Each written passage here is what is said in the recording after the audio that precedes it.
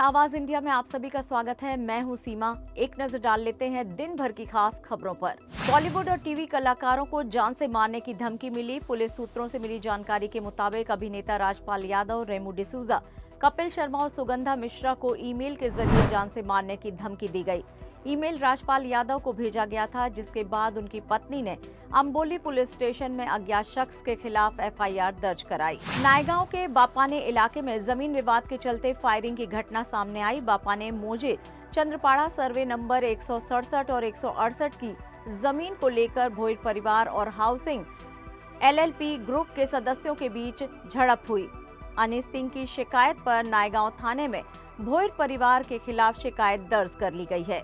Mumbai GPO में महापैक्स 2025 की भव्य घोषणा की गई। ये 4 दिवसीय राष्ट्रीय डाक टिकट प्रदर्शनी 22 जनवरी से 25 जनवरी तक आयोजित होगी।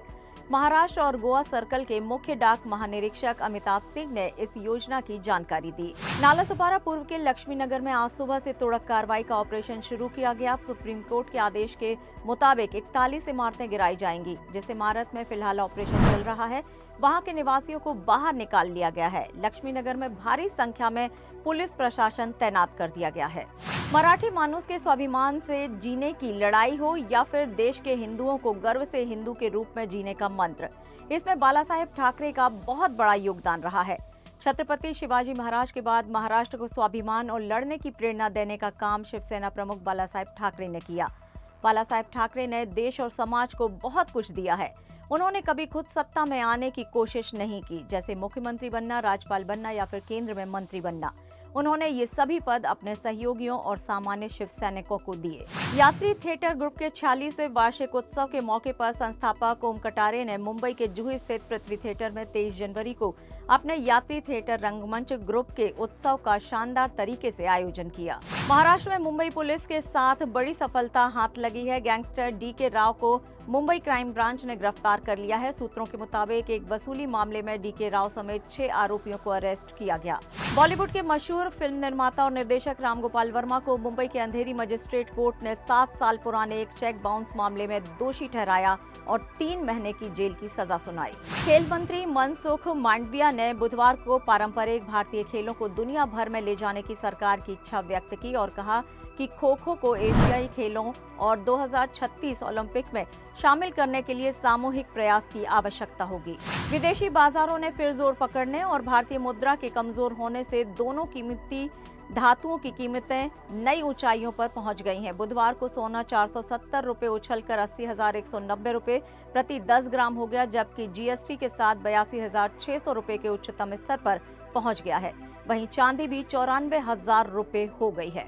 महाराष्ट्र में बुधवार शाम जलगांव जिले में हुई एक भीषण ट्रेन दुर्घटना में कर्नाटक एक्सप्रेस से करीब 40 से ज्यादा यात्रियों को कुचल दिया। शिवसेना सांसद संजय राउत की मांग है। उन्होंने कहा 2026 में बाला साहेब ठाकरे की जन्म शताब्दी है, इससे पहले उन्हें भारत रत्न दिया जाना चाहिए।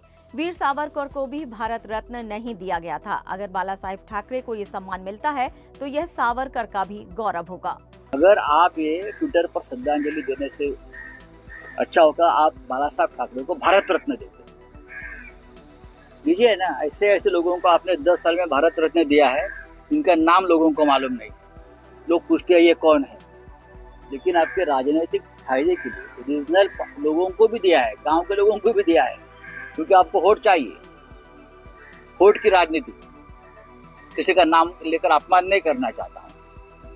ये तो हिंदू हृदय सम्राट शिवसेना प्रमुख बाला साहब ठाकरे को भारत रत्न दीजिए। कल 26 जनवरी है ना, घोषित करिए।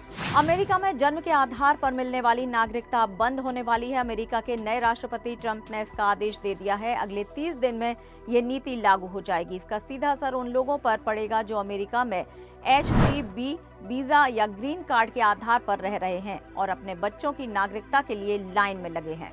लोकसभा में नेता प्रतिपक्ष एवं रायबरेली से सांसद राहुल गांधी के खिलाफ मानहानि मामले की बुधवार को होने वाली सुनवाई अधिवक्ताओं की हड़ताल के कारण पुनः टाल दी गई है।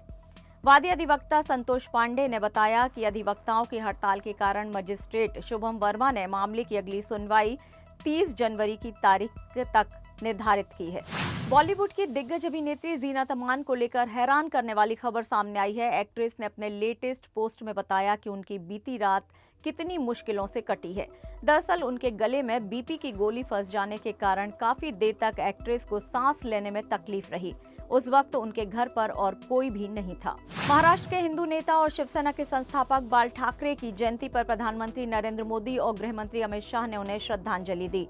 पीएम मोदी ने कहा कि बाला साहेब ठाकरे अपने सिद्धांतों से कभी भी समझौता नहीं करते थे, तो वहीं गृह मंत्री अमित शाह ने बाल ठाकरे को याद करते हुए कहा कि वह सनातन संस्कृति और राष्ट्र प्रथम की विचारधारा के प्रति आजीवन समर्पित रहे।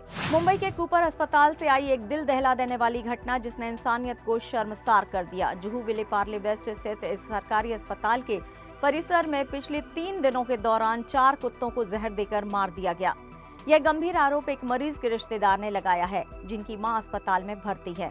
उन्होंने दावा किया कि उन्होंने लगातार 3 दिनों से मृत कुत्तों के शव को देखा है। इतना ही नहीं, उन्होंने अपनी आंखों के सामने एक मादा कुत्ते को जहर देकर मारते हुए भी देखा है। आवाज इंडिया में फिलहाल की खबरों में इतना ही। नमस्कार।